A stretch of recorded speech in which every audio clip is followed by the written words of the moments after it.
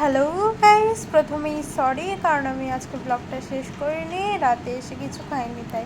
তো সকালে চা, লুচি আর তরকারি খেয়ে নিচ্ছিলাম। দেখা হবে পরে, এখন টাটা।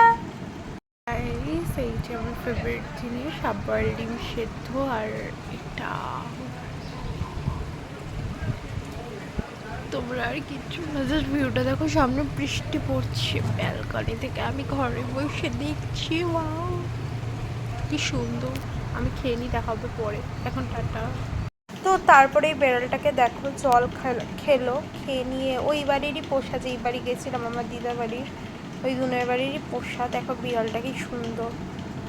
এই দেখো, আমি জাস্ট ওকে তুলেছি, ওর অনেকগুলো ফটো তুলেছিলাম, এই ক্লিপটাও অ্যাড করে দিলাম। তারপরে চলে গেছিলো, খুব কিউট। হ্যালো গাইস, দুপুরে ছিল বাদশা, ডাল, পাতলা মাছ আর উচ্ছে দিয়ে ট্যাংরা মাছ। এই যে, তো খেয়ে নিই, দেখা হবে পরে, এখন টাটা।